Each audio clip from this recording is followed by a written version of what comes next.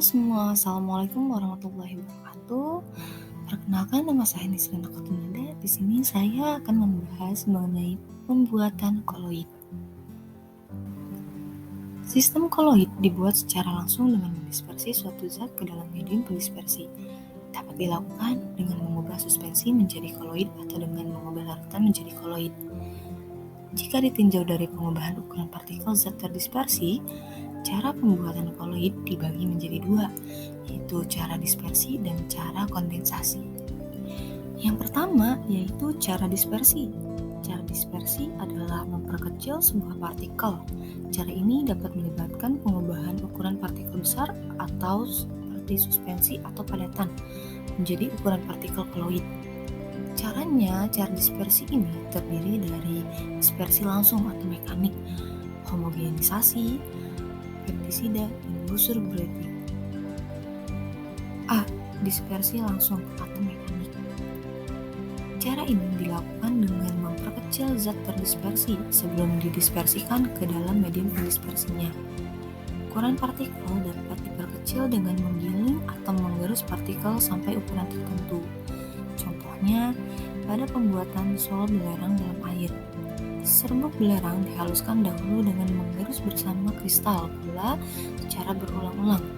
Adapun campuran semen dengan air dapat membentuk koloid secara langsung, karena partikel-partikel semen sudah digiling sedemikian rupa sehingga ukuran partikelnya menjadi ukuran koloid. B. Homogenisasi. Pembuatan susu kental manis yang bebas kasein dilakukan dengan mencampurkan serbuk susu skim ke dalam air di dalam mesin homogenisasi, sehingga partikel-partikel susu berubah menjadi ukuran partikel koloid. Emulsi obat pada pabrik obat dilakukan dengan homogenisasi. Selanjutnya C. Peptisasi. Proses peptisasi dilakukan dengan cara memecah partikel besar, seperti suspensi, gumpalan atau endapan dengan penambahan zat pemecah tertentu. Contohnya seperti endapan AlOH 3 kali akan berubah menjadi koloid dengan penambahkan AlCl3 ke dalamnya. Endapan AgCl akan berubah menjadi koloid dengan menambahkan larutan NH3 secukupnya. Selanjutnya D. Busur Bredig. Busur Bredig adalah suatu alat khusus digunakan untuk membentuk koloid logam.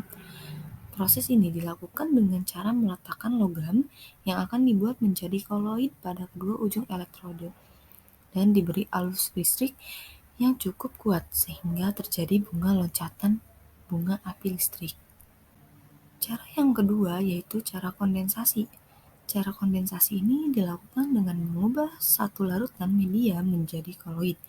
Proses ini umumnya melibatkan reaksi-reaksi kimia yang menghasilkan zat yang menjadi partikel terdispersinya. Cara yang pertama yaitu reaksi hidrolisis. Reaksi ini umumnya digunakan untuk membuat koloid basa dari suatu garam yang dihidrolisis atau direaksikan dengan air. Contohnya, pada pembuatan sol Fe, OH 3 kali dengan cara memanaskan larutan FeCl3. Contoh reaksinya yaitu FeCl3 aqueous ditambah 3H2O liquid menjadi FeOH 3 kali sol ditambah 3HCl aqueous. Selanjutnya, reaksi redoks. Reaksi ini melibatkan perubahan bilangan oksidasi. Koloid yang terjadi merupakan hasil oksidasi atau reduksi. Contohnya yaitu pada pembuatan sol belerang dengan cara mengalirkan gas H2S ke dalam larutan SO2.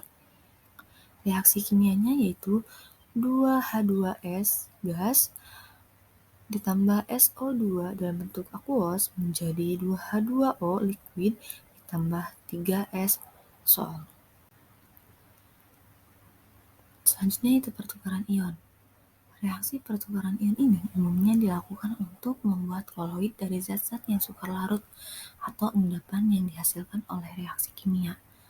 Contohnya, pada pembuatan sol AS2S3 dengan mengalirkan gas H2S ke dalam larutan AS2O3 dengan reaksi kimianya yaitu 3H2S dalam bentuk gas ditambah AS2O3 aqueous menjadi AS2S3 sol ditambah 3H2O liquid. Selain dengan cara tersebut, kolit juga ada yang terbentuk secara alamiah, misalnya lumpur, getah karet, dan getah pohon nangka. Itu saja yang bisa saya sampaikan, kurang lebihnya mohon maaf. Wassalamualaikum warahmatullahi wabarakatuh.